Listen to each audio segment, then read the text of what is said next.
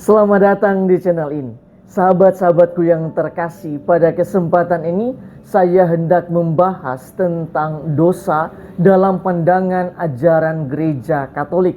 Pastinya ini bukan pembahasan yang sangat mendalam sampai detail-detailnya, tetapi saya berusaha untuk membahas tentang definisi dosa, jenis-jenis dosa, dan apa landasan kitab sucinya. Pertama-tama, marilah kita melihat apa itu dosa.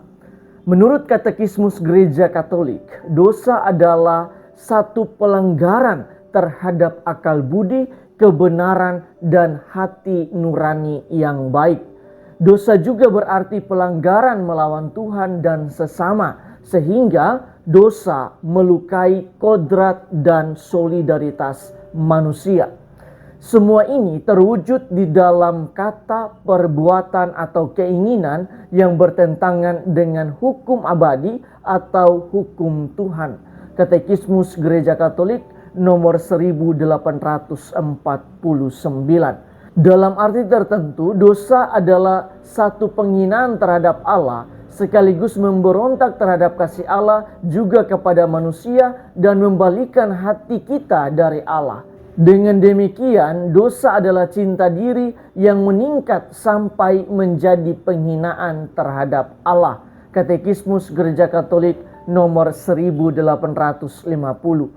Secara sederhana, kita dapat mengerti bahwa dosa itu terwujud dalam kata, perbuatan, atau keinginan yang melawan hukum Allah dan melukai kodrat serta solidaritas manusia.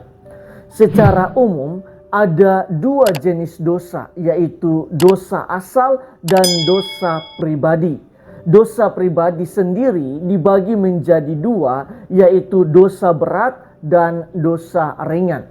Marilah kita melihat apa saja yang dimaksudkan dengan jenis-jenis dosa ini, sekaligus dengan landasan kitab sucinya. Pertama, dosa asal atau di dalam bahasa Latinnya disebut dengan istilah peccatum originale, adalah dosa yang diturunkan dari manusia pertama, Adam dan Hawa.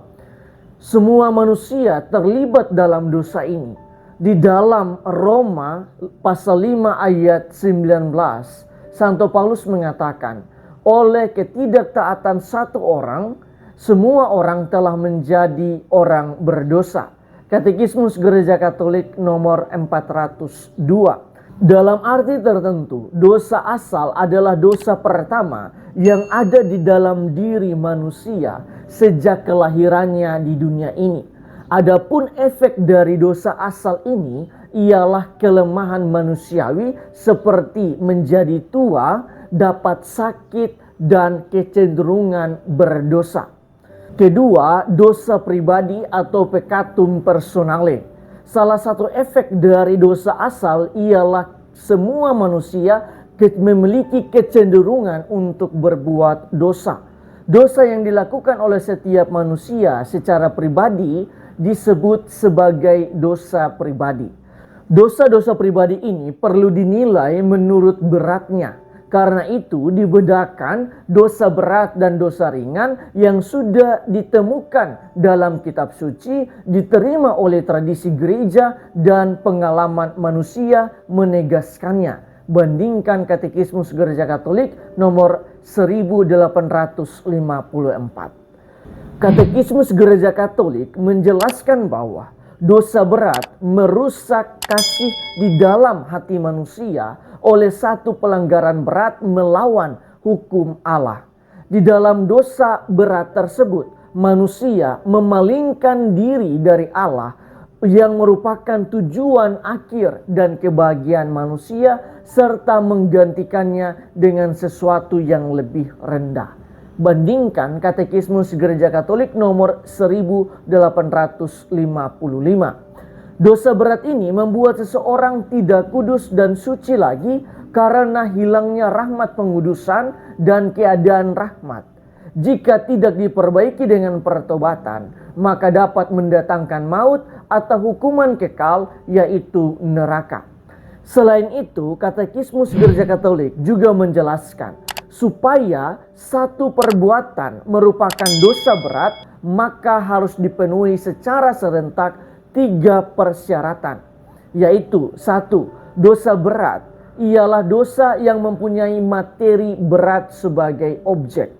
2. Dosa yang dilakukan dengan pengetahuan bahwa itu adalah dosa. 3. Yang walaupun sudah tahu bahwa itu dosa, tetaplah dilakukan juga. Dalam arti tertentu dilakukan dengan penuh kesadaran dan dengan persetujuan yang telah dipertimbangkan. Bandingkan Katekismus Gereja Katolik nomor 1857. Adapun yang dimaksudkan dengan materi dari dosa yang berat ialah seperti yang dijelaskan oleh 10 perintah Allah. Bandingkan Katekismus Gereja Katolik nomor 1858. Di dalam Injil, Yesus sendiri mengatakan bahwa jangan membunuh, jangan berzinah, jangan mencuri, dan lain sebagainya. Berhubungan dengan dosa berat ini, maka Santo Yohanes mengatakan bahwa inilah dosa yang mendatangkan maut. Bandingkan 1 Yohanes pasal 5 ayat 16. Artinya, jika seseorang melakukan dosa berat dan tidak bertobat, maka dosa ini akan mendatangkan maut baginya, atau dosa ini membuat seseorang masuk neraka. Yang berikut ialah dosa ringan atau peccatum veniale. Dosa ringan dilakukan apabila seseorang melanggar peraturan hukum moral atau hukum Allah. Dosa ringan memperlemah kebijakan ilahi dan kasih.